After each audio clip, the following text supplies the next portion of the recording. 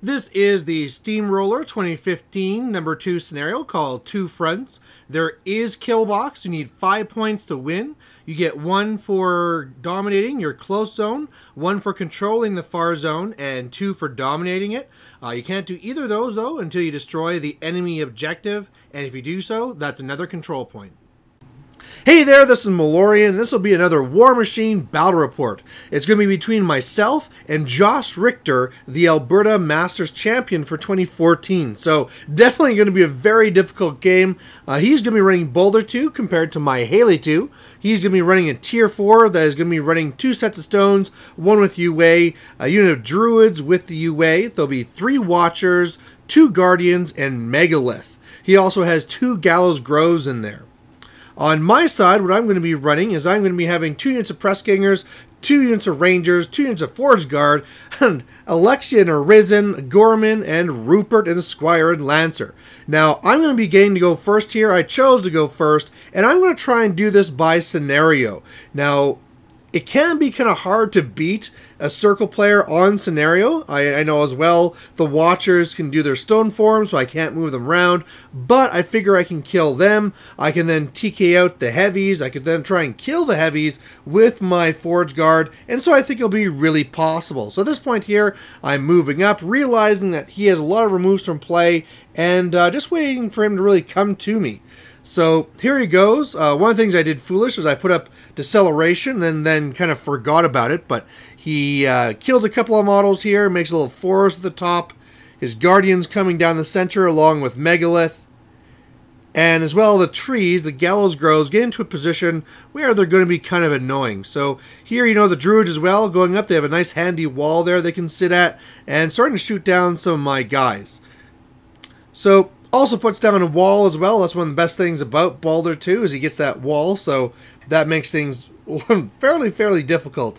After this, he actually doesn't start using it very much. He has a lot of other things he needs to start doing, but we're back to my side now here. So on my turn 2, I'm really wanting to get into him, but he puts roots of the earth in stone form on all these guys here in the front. So really what I want to do is try and tie up the druids, make it so that they're not really dealing with my forge guard, which are a lot more important. They're getting to where they want to be. Lancer running so that I can put some time bombs into those stones to take them out. Unfortunately, when I start doing the time bombs, it turns out I can't because of the no magic spell that the druid UA can do. Otherwise, Haley's going to go up and I'll pop my feet. That's going to catch all of his units, really taking the bite out of him. Rangers running up. Really everything runs up all the time. That's really what this list does. I forgot to make up my extra Risen. I think I was able to make 1 or something, but that's not big of a deal. I just want to get up there with Alexia, and now we're back to him. So on his turn, of course, during my feat, I am able to go and really control everything he does. So he's not really able to get the interactions he really wants. So I'm going to be able to say that, oh, go with your caster first before you can port or anything like this. And I'll let the heavies go and megalith and really just let the stones go after. It doesn't really matter. So he is going to be able to kill off some of my press gangers here. Some of them will be removed from play, so no souls for Alexia. Other ones will give me souls. So typically you'll see down the wall by my side when I get the souls, I'll be putting them there. For the first one here, I believe I don't do it, which is probably why I'm going to forget to put them out after. Either way, we're going to start seeing these watchers get themselves into the zone and putting up stone form, and that means really scenario starts getting very difficult. He's also going to feat this turn so that all of them are going to have the +3 armor as well, and so really all I plan to do this turn is try and kill those bloody stones. That's what I'm doing. The Rangers coming up, hoping to get lucky, but they're not really getting any extra shots off. The Lancer I gave 4 focus, and he's going to be able to come down here, take out 1 stone, so that's the one that's with the UA, so the larger range, so that's nice to get out. Otherwise, I was able to do a little bit of damage to another one, but yeah, I mean, one set of stones down, that's kind of enough. Forge Guard charging into the top Watcher and the objective, doing some pretty good damage to the Watcher and destroying the objective, making me go to 1-0 for this scenario. So, getting the start there, but really I'm going to have to see what zone I can go to so that I can try and dominate this thing out, because in the long run, this is a very hard list to grind against. Up at the top here, also trying to go against these druids and try and tie them up. They turn out to be a lot harder to deal with than I thought, and the fact that I didn't put the Risen down is really starting to make me kick myself, because now that they're not there to tie them up where they normally could be. So that's going to cost me a little bit here. Forge Guard running up just again to position. Haley moving back, getting inside a cloud, and I pass the turn. So going back to the circle turn here, of course he always loses a bit of time trying to take off all these circles here, but he is going to be going after with the druids here, and they're going to be shooting me. There's actually a lot of things he gets to kind of consider here for his turn. And that's one of the things I usually like about running a list like this with lots of models, because it takes you some time to figure out what to do. So, I mean, he has Megalith coming up here and killing a few models and putting up his Animus, which is going to lower my defense. I really thought he was going to be trying to kill Alexia this turn and see what he was going to be mainly after. But I figured that he just had other priorities as this happened. So again, you have the Watchers going up and doing their things, killing a few models and getting ahead. While I'm talking about time, normally I find myself getting way ahead on time, but Josh is a very fast player, and so really for most of the game, we were actually even for time, or I was even behind him. So definitely it was a thing that was really pushing me to try and catch up. Definitely, I mean, he knows his list well, and I have lots of models to use. But what you're seeing here now is the druids going, and this is where me not tying them up is really going to hurt, because he's going to start shooting down my Forge Guard, and I need these guys.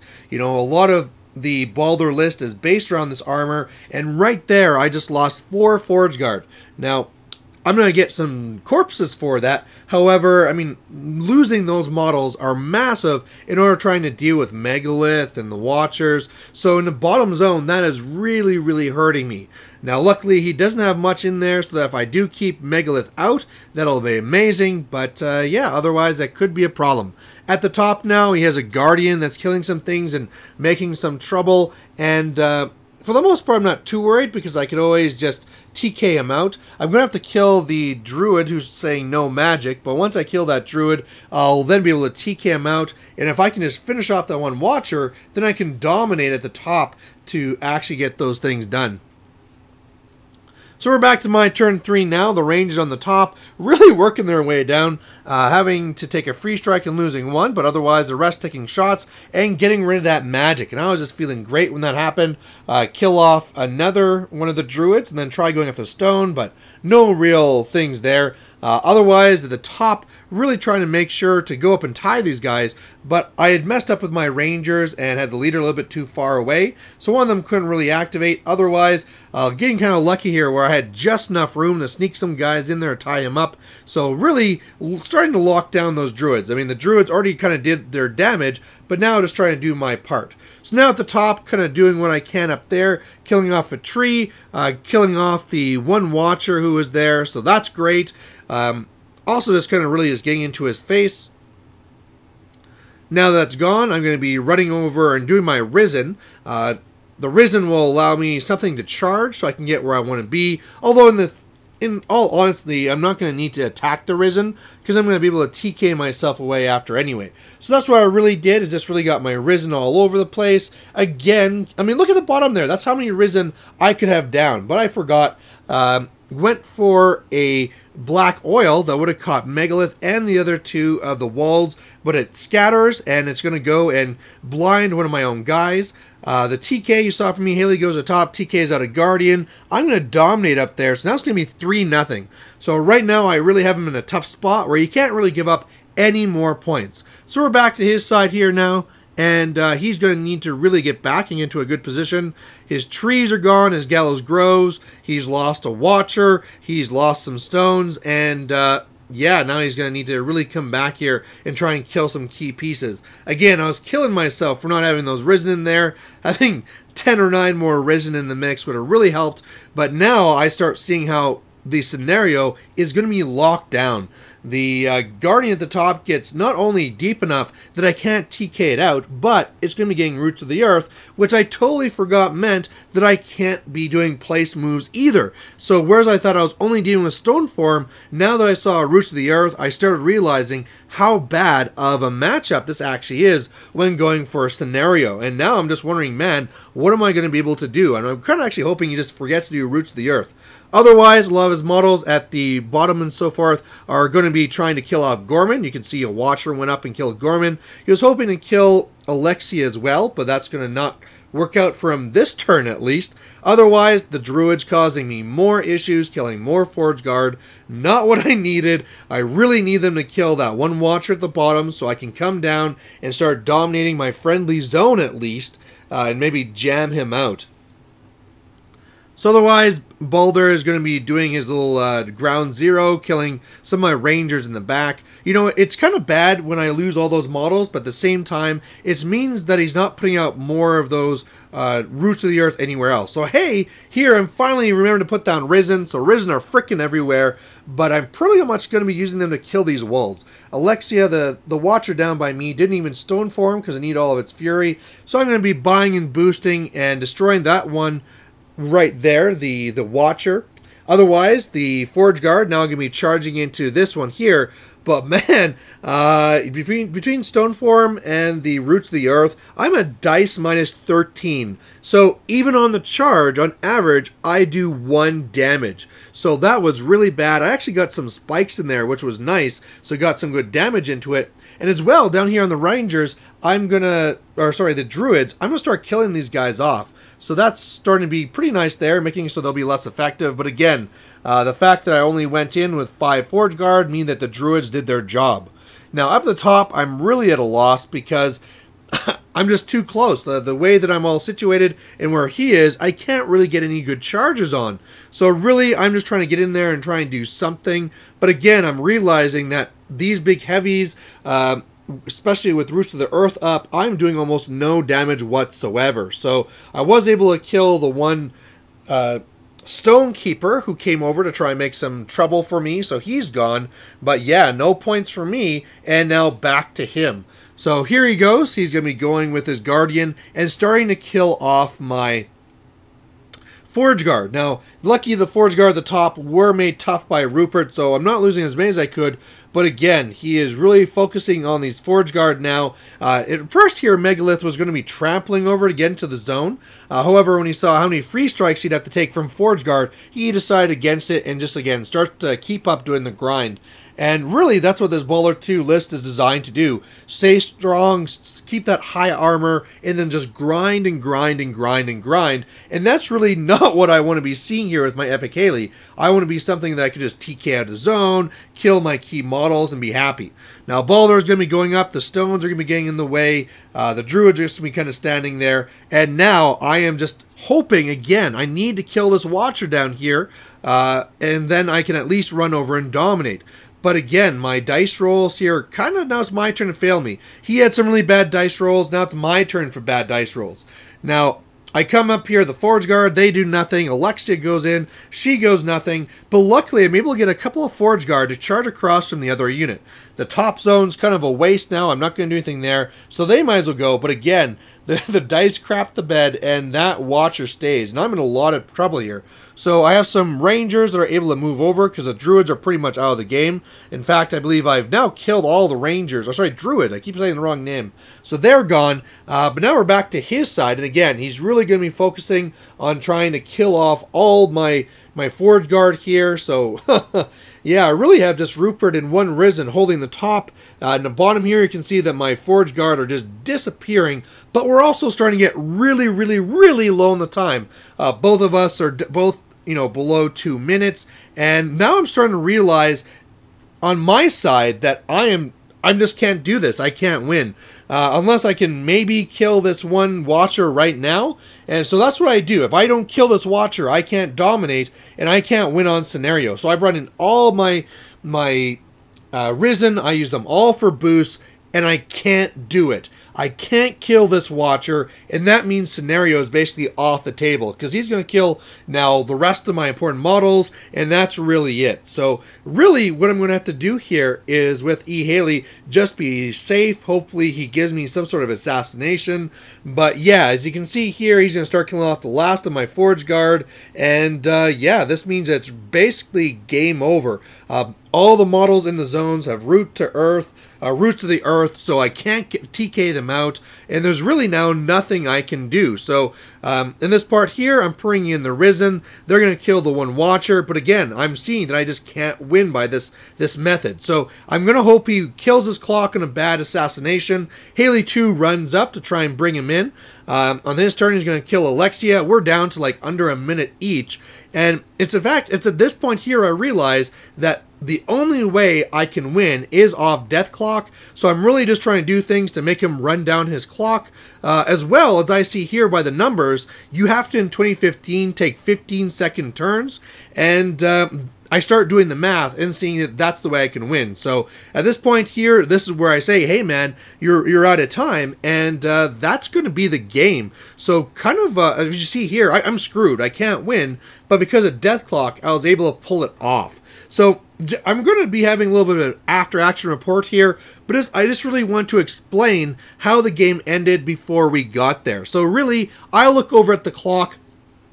I notice that I have 46 seconds to his 31. Now, when he starts going, he gets down to 14 seconds, and because I know that in Steamroller 2015, you have to take at least a 15-second turn, I know that I got him. So at that point, I'm down to 17 seconds or something. I have to go down to 2 seconds, and then pass the turn, I say, hey man, that's where I went over to Haley at the far end there. This is it. You know, I mean, really at this, if you don't kill Haley, which he couldn't, then it's game over. So we had to go through and check the rules and stuff, because this is a really kind of new change that nobody's really talking about, but I am able to pick up the win here, which really, to be honest, did not feel deserved. I made my play, found out that my whole strategy didn't really work against Baldur2, which is really a derp on my side, and then was only able to win the game on a technicality. So I felt kind of dirty and cheesy about it, and I thought, hey man, I mean, while we're talking about this, let's do an after-action report about it, and we'll watch that now. Hey there, so this is an after-action report type thing, and I thought that it would be really good to talk about how that game ended, because it is a real change in 2015. I think it is cheesy and it's kind of dirty.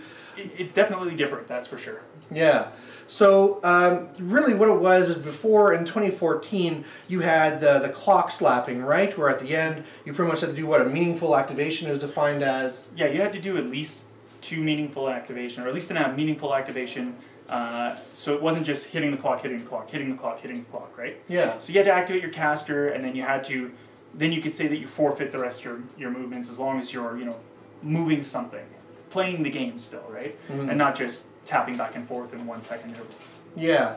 And so what they changed in 2015 is that every turn has to be at least 15 seconds, which the positive side is you don't have that slapping and you don't have the definition of meaningful activations, but then it's a whole thing where, like here, this only ended like this because I had 40 whatever seconds and you had 30 whatever seconds, so I was able to get it that way. But I mean, just the timing, like I just sit there like, oh, what's the math? Like, unless you have someone extra to come, I don't know which system I like better. Like, what are your thoughts? I definitely like the older system better, basically because this way it robs a player of basically 16 seconds of their game, right? The last few seconds of your game where you can still make meaningful activations, you can still cast a couple spells with your caster, and then forfeit some movements or attacks with your battle group to maintain the clock, right? As you watch the clock go down. But as soon as it hits 14 seconds, your game is done. Yeah. Whether or not you could have just taken those 14 seconds right down to the last second and clocked over, which I think I like the old way better, a lot better, because it seems like without first reading and knowing that was going to happen, it was kind of a weird way to end the game. Yeah, and I mean the other thing there is, I mean, we were talking about the interaction where if it's 14 or 13 seconds like you had, you can't even win on scenario because you will have to do the 15 and lose before that even happens. You'd have to win somehow in the last 14 seconds by caster kill, and it just gets really awkward there. I mean, there's a lot of room for being disgruntled with that. You know what I mean? Like, if you were to count your scenario victory, like you, at the end of your turn, you were going to get scenario victory on your turn because they left the zone, or you have just one model to kill, but you wouldn't be able to collect those scenario points because you can't make a full 15-second activation to kill one model and win on scenario? How would that work? Do you death clock because you can't make your scenario points, or do you instantly make your scenario points at the end of your turn? Well, you wouldn't be... Like, every turn has to be at least 15 seconds, so basically you can't flip the clock until 15, and at 13, 14, whatever, you would death clock yourself. So what happens when you need one more control point, they have one guy in the zone, you're dominating the zone, your caster moves up, kills that guy for you to win on scenario, but you don't have 15 seconds left on your clock to do that. Do you die by death clock? I think because as soon as death clock happens, it's not really so much the end of the turn, it's just your caster, you get caster killed, right? At the end of death clock, and then that would trigger before scoring the scenario. So I mean, I guess the only way you could win on scenario is if you could destroy like an objective. That'd be the only way to sneak in a point. But the points are counted at the end of the game. At the end, that's right. Yes, that is. So you would death clock yourself before you get the scenario, and you would lose, even though you would be up on scenario, and that's all you would need to win. Like, that doesn't seem right. There has to be something different about that rule. Can you think of so we had the old system of the slapping and meaningful activations. This one with the 15 seconds, both have their janky, cheesy parts to them. Can you think of like what would be a better system? Like what would fix both of these? I don't think you can fix that exactly. I still think the meaningful activation thing, and by defining meaningful activation means like you have to have a movement in there, you have to have an action in there. Right, so a model would have to move and make an attack. That takes a certain amount of time. That would be a meaningful activation. After that, you can then start forfeiting your activations, right? Yeah. So to me, I don't know. It denies people scenario victory right at the end, right? And it could possibly even, like, you could have a caster knockdown with no focus or fury on it in front of the biggest heavy in the game, but when you click over and the guy sees that and you have only 14 seconds left, you have lost the game already. But if you kill the caster, then you could win by caster kill before your time would up. Yes, but if he moves his caster in front of your heavy, drops all his focus and fury, but sees you're at 14 seconds, and goes, I win. Because you can't have a 15-second turn. That doesn't seem right to me. You know what I mean? Like, you're actually losing 15 seconds of the game, which is actually a really big deal. Now, this is only part of the death clock variant. Do you feel that with this, it's a bad enough change that you like time turns more than death clock then? If it would mean avoiding this? No. No, because time turns still has the dice down effect, right? So it's sort of the same thing. You still have the 2 hours to play. You just you just have the added pressure of only having 10 minutes to do each turn. No matter if you can do multiple turns, the same as death clock, you're still wearing down the clock overall. That's true. Yeah. So I don't know. Well, either way, Josh, you should have beat me. It's only because of 2015 weird janky rules that allowed me to steal it at the end. But rematch. Can we hear that? For sure. 100%. No, it was a really fun game. Really enjoyed it. It's the first time I actually got to play your list. It was definitely a lot of dudes. It was a really good game. I really enjoyed it. I think it was cleanly played, and I would definitely do that again. For sure. All right. Well, thanks for watching, and we'll catch you later. Bye.